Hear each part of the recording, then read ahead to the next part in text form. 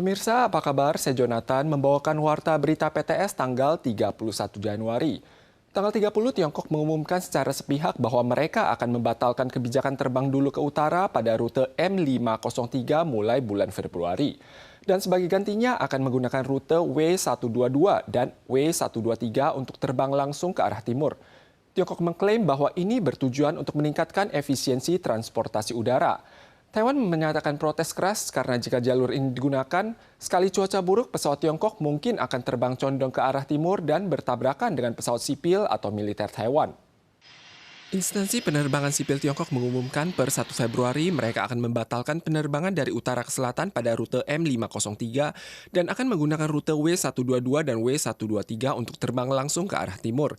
Taiwan menyatakan protes keras, namun kantor urusan Taiwan Dewan Negara Tiongkok menekankan bahwa perubahan rute penerbangan berada dalam zona informasi penerbangan Shanghai, sehingga tidak perlu bernegosiasi dengan Taiwan.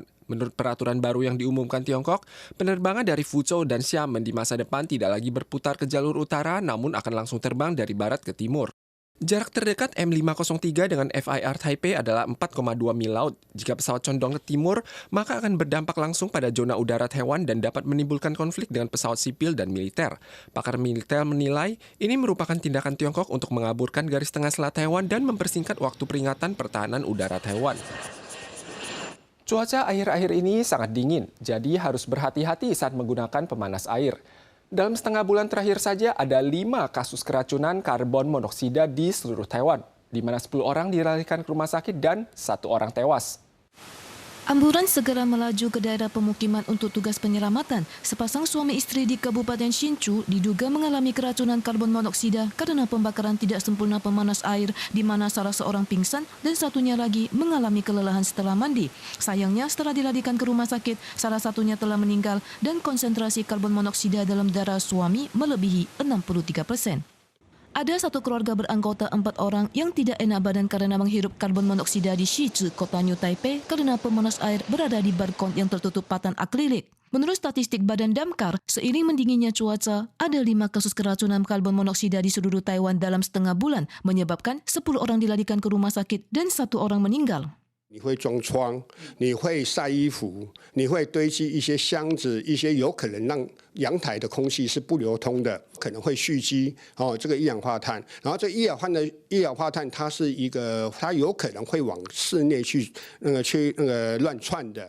Meskipun sebagian pemanas air gas dipasang di balkon, banyak yang mengabaikan pentingnya sirkulasi udara.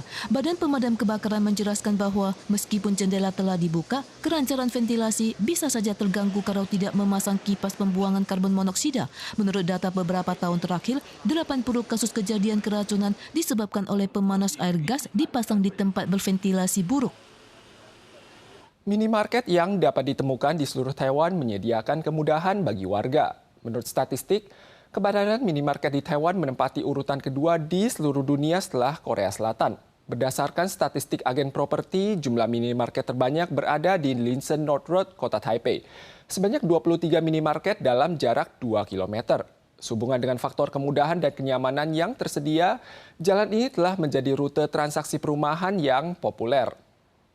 Keramaian Linsen North Road yang berada di distrik Chongshan, kota Taipei, dilengkapi banyak minimarket dari berbagai badan usaha yang terkadang terletak bersebelahan, memberikan kenyamanan bagi kehidupan masyarakat.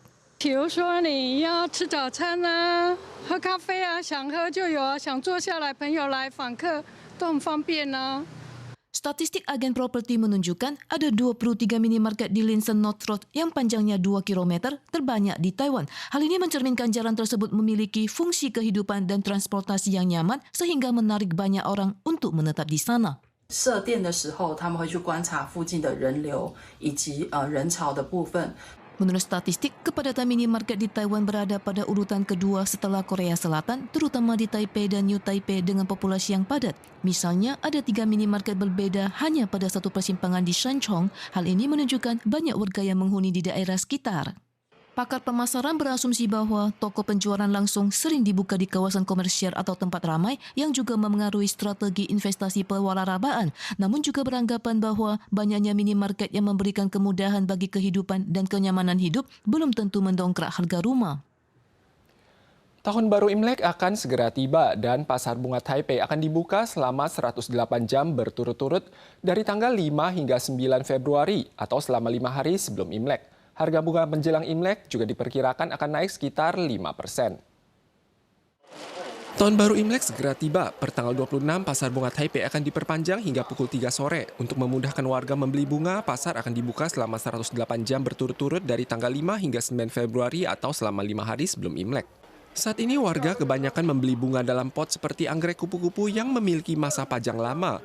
Untuk bunga potong terbanyak adalah lili, krisan, dan willow. Total pasokan bunga potong diperkirakan 903.000 genggam. Harganya akan naik sekitar 5%. Ada 3 orang asing yang memiliki kewarganegaraan atau izin menetap di Jepang. Mereka kerap diinterogasi polisi setempat karena faktor ras atau warna kulitnya. Mereka mengklaim bahwa interogasi semacam itu bersifat diskriminatif dan melanggar konstitusi, sehingga mereka mengajukan tuntutan yang meminta pihak berwenang memberikan kompensasi sekitar 3 juta yen per orang. Ini merupakan tuntutan pertama yang diajukan di Jepang karena faktor ras. 3 orang berwajah asing tetapi memiliki kewarganegaraan atau izin menetap di Jepang membuka konferensi pers di depan Pengadilan Distrik Tokyo dengan didampingi oleh pengacara pada tanggal 29. Mereka menuduh sering diinterogasi oleh polisi Jepang karena faktor ras dan warna kulit dan mengklaim tindakan tersebut bersifat diskriminatif dan melanggar konstitusi. Oleh kerana itu, mereka memutuskan untuk menggugat pemerintah pusat Metropolitan Tokyo dan Prefektur Aichi menuntut kompensasi masing-masing sebesar 3 juta yen atau sekitar 620.000 dolar Taiwan, mencatat sejarah gugatan karena faktor ras untuk pertama kali di Jepang. I want them to know that other people are going through the same thing and that they're not alone and that you can fight back. Salah seorang penggugat bernama Matthew yang lahir di India dan sudah tinggal lebih dari 20 tahun di Jepang menyampaikan bahawa seringnya dirazia polisi membuat ia tidak berani keluar rumah sesuka hati. Sementara Jen yang lahir di Pakistan mengungkapkan bahawa saat keluar dengan bersepeda pun ia akan dicurigai mencuri sepeda tersebut. In 4 years, I was stopped by the police more than 10 times. When things happen that much, you start to realize, am I wrong? Am I doing something wrong? That's why they're stopping me. Kendati jumlah imigran ke Jepang terus meningkat, penduduk kelahiran asing hanya berjumlah 2,3% dari populasi Jepang, merupakan proporsi terendah di antara 38 negara OECD. Badan Kepolisian Jepang mengatakan tidak memberikan tanggapan karena belum menerima pengaduan. Pemirsa sekalian, sekian Warta Berita dari PTS. Kita soal lagi di lain kesempatan. Sampai jumpa.